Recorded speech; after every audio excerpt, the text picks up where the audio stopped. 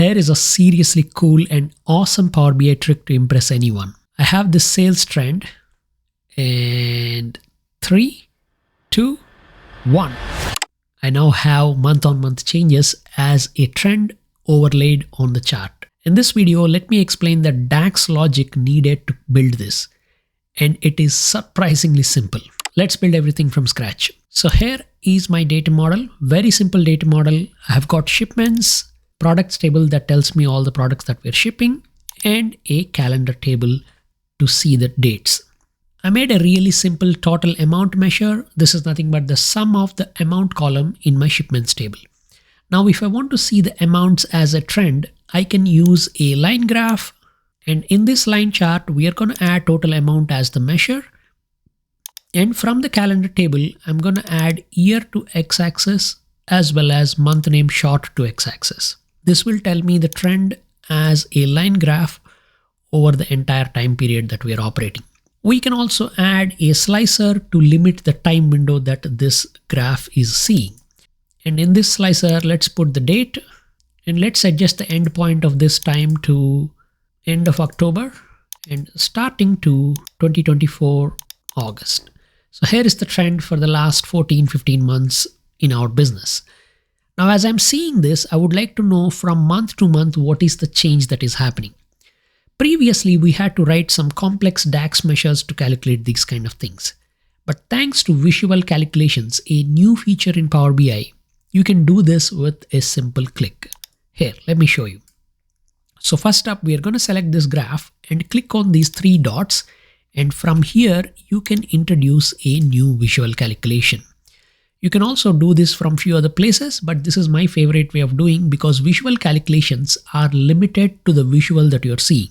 So any additional calculation that you build will only be available in this visual, not outside of that. So here, if you click on that, you will see that Power BI already gives you many standard visual calculations. Essentially, what we want is the versus previous option. So I'm going to tap on that. Let's make our first visual calculation and then I will explain what is going on. So the visual calculation gives you a pre-filled pattern here. It says field minus previous of the field. So the field would be whatever measure that you're looking at. So this would be total amount and previous of field would again be total amount. That's it. If you commit this, see the magic? We will calculate the month-on-month changes as a new trend. So my green line is the existing trend. And then the versus previous is a new line that is added to this graph that tells me compared to the previous month how things have changed. But essentially what is happening here is you'll see in August the values are same and in September this is the value. The September previous value is 3.54. This is because compared to August, in September we made 3.54 million more. And compared September, in October, we made 5.64 more. So this is what this trend is depicting. It is the change from previous point in time. Now, when you see this as a line graph, both of these lines, it can be a bit confusing. So what I'm going to do is change this line to a column chart. So for this, we are going to go back to the report. Now the report has both lines and change the graph from a line chart to a combination chart.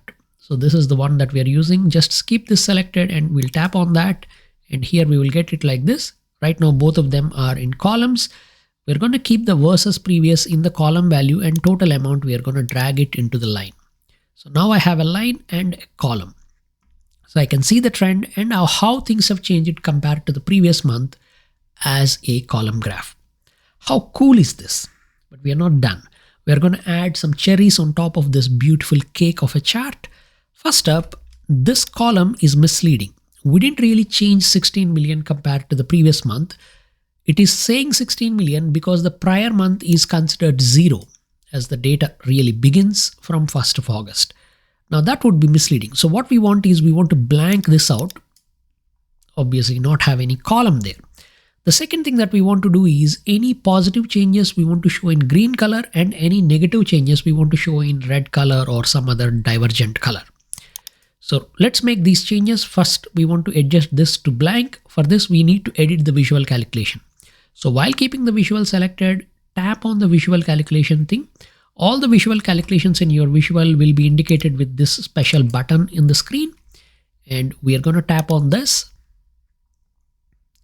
And this will bring us back to the formula editor for visual calculation. Essentially, what we want to ask is, is the previous of total amount blank? So we'll write an if condition at the beginning of this formula. You can press Shift Enter to add a new line and then say if is blank previous total amount. So if this is blank, then the output should also be blank. Else we should use this logic.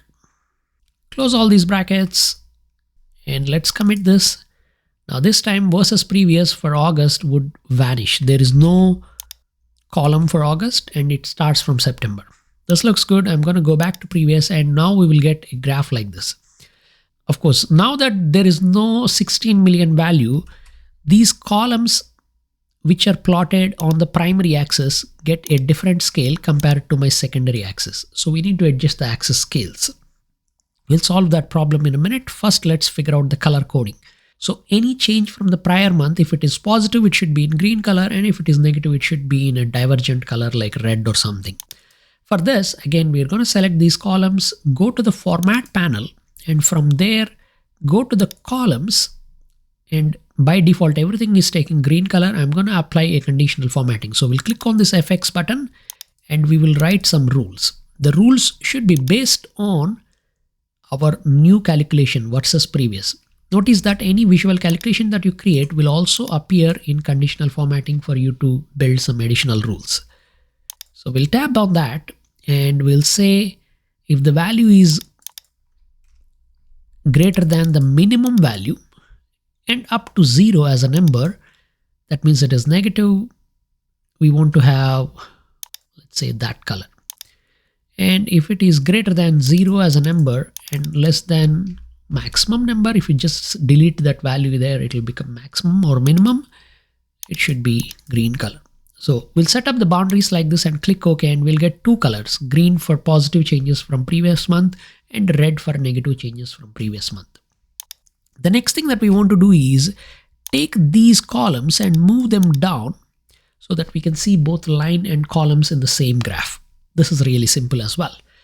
All we have to do is take this scale and basically adjust the higher point. So right now it stops at 10 million. If I were to set this to, for example, 30 million or something like that, then the columns will automatically move down. To do this, we'll select the graph and from the format panel, go to y-axis and leave the minimum as auto and maximum instead of auto. We can type in a value. We can say, I think I typed 300 million, just going to adjust to 30 million. And here you can see both line and columns. Now typing the value here manually means if I were to add any other slicers and I no longer have 30 million as maximum, let's say I have 10 million as maximum, then it won't work. For example, you may want to add a slicer on product category. Here is a slicer on product category. I'm going to exclude all the blanks from that. So here is a slicer on product category. And if I were to select bars as a category, you can see that my bars trend goes only up to maybe 16 million. Whereas these things are still scaled to 630 million, and that kind of makes it look really small. So we may want to keep the axis scaling dynamic. This is a little advanced problem, but essentially what we want to do is rather than typing in the 30 million here, we want to have this value dynamically fetched based on whatever is the maximum in the chart that we are seeing. So for example, the maximum here is about 16.1 million. So we want to take that and maybe multiply that with 1.1 or 1.25 or something like that. So we reach the next logical threshold and use that as the consistent axis scaling for both of these axes. To do that, we would need to scan all of these values and find out what is the maximum that it is seeing across the board. Now doing this requires two approaches. One is, again, we can use visual calculations or we can use DAX for this. I'm going to use DAX simply because I can then take that value that DAX is calculating, use it not only in this visual but somewhere else as well. Whereas if I use visual calculations, whatever I'm calculating is only limited to this visual and we will not be able to use it elsewhere in our workbook. So we will create a measure, new measure, and then we will call this as axis max. I'm going to call this as V2 because I already have this measure in my model. And what this measure should do is it should basically ask Power BI in the current context what months and years are available and what is the maximum value of total amount for all of those months and years. So for this, first we are going to create a temporary table. We can call this as temp_calendar, and this is nothing but all selected calendar year column and calendar month name short column. This is gonna generate a table that has all the years and months that are available in the current context wherever this measure is used. So for example, right now, as of this visual and these filters, it's gonna give you all of these months: August, September, October, November, December, these months, and then 2024 and 2025. So those combinations it'll give. But if I were to drag this a little bit, then it will include those months. Once this temp table is created, I want to return maximum of total amount for any of the values in the temp calendar. So this is where max x comes in. Max x of temp table, temp calendar, total amount. This basically calculates total amount for each of the combinations in the temp calendar, and then it tells us whatever is the maximum. So when I add that, I'll have that measure. Let's take a look at that. I'm going to add a card here, and you can see that this is 16.16, same as that number there.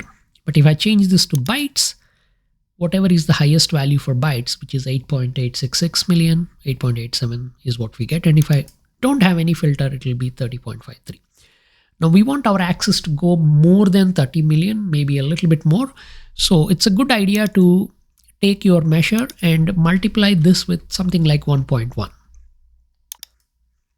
So we'll get this kind of a thing, 33.59, but it responds to any slicing that you do. So now that we have a number, we can plug this as the axis maximum for our graph. So I'm going to select this graph again and go to the y-axis and set the maximum. Instead of hard coding this, I'm going to click on the FX button and then say, hey, use the field value. The field value would be my axis max V2 measure. So this basically dynamically scales that. I'm going to do that for secondary y-axis as well. Axis max V2. And we will get this kind of a thing.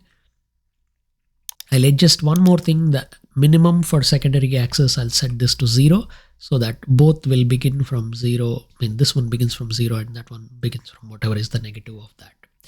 So here is my line and then the trend, and everything is dynamic. If I change this to bytes or other or a combination or clear the filters, I can see the trend as well as what is the change from prior month. I've done a bit of tidying up and here is my final graph. What do you think about this? Let me know in the comments and I'll catch you again in some other video. Bye.